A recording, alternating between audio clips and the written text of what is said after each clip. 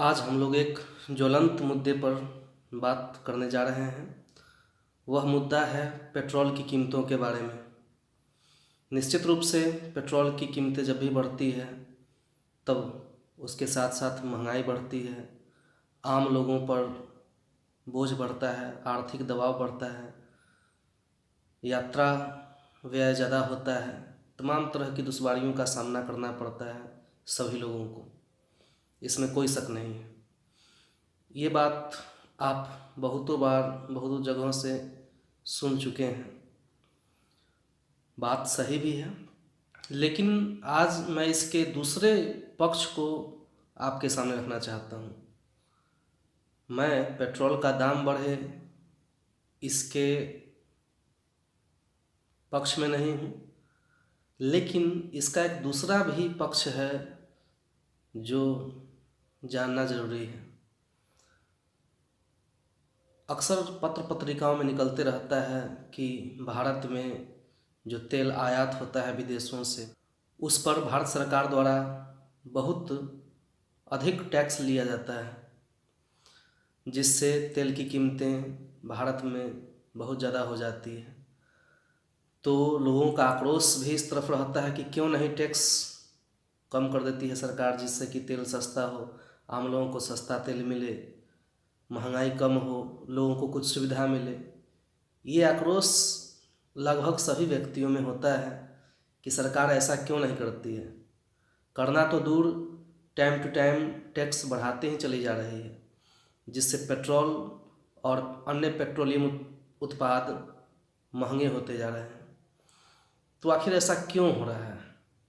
Petrol की बढ़ती कीमतें का साइड इफ़ेक्ट क्या है, दुष्प्रभाव क्या है, इसके बारे में हम सभी लोग अच्छे से जानते हैं। लेकिन इसका सकारात्मक भी प्रभाव हो सकता है, इस बात पर हम लोगों का ध्यान नहीं जाता है। मैं उन कुछ सकारात्मक बातों पर आपका ध्यान आकर्षित कराना चाहूँगा जो पेट्रोल की कीमतों में वृद्धि से होता है। सपोज़ आप मान लीजिए कि पेट्रोल की कीमतें आज भारत में बहुत कम कर दी जाए, टैक्स सारे हटा लिए जाएं, निश्चित रूप से पेट्रोल की कीमतें बहुत कम हो जाएगी, आम लोगों को सुविधा भी थोड़ी मिलेगी, महंगाई का दर भी थोड़ा कम हो जाएगा। लेकिन इसका दुष्प्रभाव क्या होगा आप समझिए। जैसे ही पेट्रोल का दाम कम हो जाएगा, वैसे ही वाहन लेने वालों की संख्या बढ़ जाएगी, वाहनों की बिक्री में तेज़ी आने लगेगी। जिस अनुपात में तेल का दाम घटेगा उसी अनुपात में वाहनों की बिक्री बढ़ेगी, उसका यूज बढ़ेगा। अभी जो काम हम थोड़ी दूरी का पैदल चल के कर लेते हैं, जब तेल बहुत सस्ता होगा तो फिर वही दूरी तय करने के लिए हम अपने वाहन का उपयोग करेंगे। तो तेल की कीमतें जितनी कम होगी, वाहनों का उपयोग उतना ही बढ़ेगा। यह सर्वविदित है।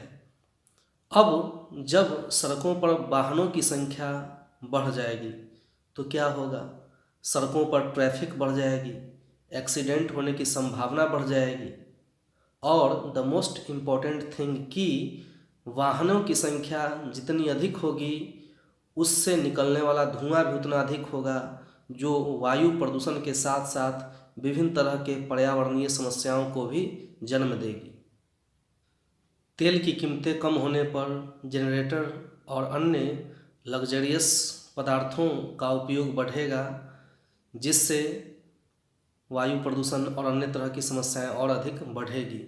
जब तेल का दाम हाई होता है तो सामान्य लोग इन सब चीज़ों का उपयोग थोड़ा कम करते हैं, लेकिन जैसे ही तेल का दाम कम होगा इन सब चीज़ों का उपयोग बढ़ जाएगा।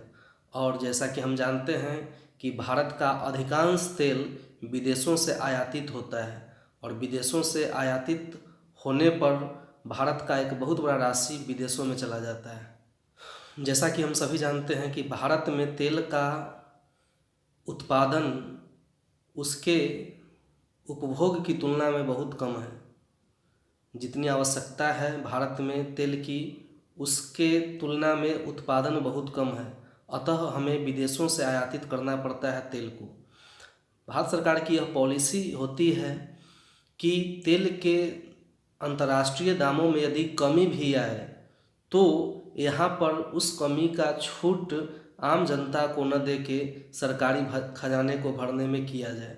इसलिए अंतर्राष्ट्रीय बाज़ारों में तेल की कीमतें कम होने के बावजूद भी यहाँ उतना लाभ आम जनता को नहीं मिल पाता है, क्योंकि उस रेशियो में सरकार टैक्स बढ़ाती है। तो इसका कॉज ये होता है कि चूँकि तेल का उत्पादन भारत में बहुत कम है, विदेशों पर हम लोग निर्भर हैं, तो जब अंतर्राष्ट्रीय बाज़ारों में तेल की कीमतें बढ़ती है, कभी कभी बहुत ज़्यादा हो जाती है किसी कारणवश, तो उस समय संतुलन बनाए रखने के लिए यह उच्चतम स्तर पर रेट को बनाए रखती है, ताकि यदि कोई विपरीत परिस्थिति आए तो उस समय तेल की कीमतों को संतुलित रखा जा सके, जिससे कि आम जनता इसका उपभोग आसानी से कर सके। अब इन बातों का अर्थ यह कतई नहीं है कि पेट्रोलियम की कीमतों में वृद्धि अधिक से अधिक कर दी जाए। यहाँ पेट्रोलियम की कीमतों में वृद्धि का दूसरा पक्ष मैं थोड़ा आपके सामने रखने का प्रयास किया, लेकिन सरकार को यहाँ संतुलन बनाने की भी आवश्यकता होती है। तेल की कीमतें इतनी अधिक न हो जाए कि आम जनता उसे खरीद न सके, आम जनता उस कीमतों में वृद्धि को झेल न सके, इसके बीच सरकार को भी संतुलन बनाने की आवश्यकता होती है। तो तेल की कीमतों को उच्चतम स्तर पर बनाए रखना देश के विकास के लिए भी बहुत बड़ा सहायक है, क्योंकि जब सरकार टैक्स अधिक लेती है तेल पर, पेट्रोलियम उत्पादों पर, तो सरकारी खजाना भरता है, जिससे कि विकास के नए नए कार्य होते हैं।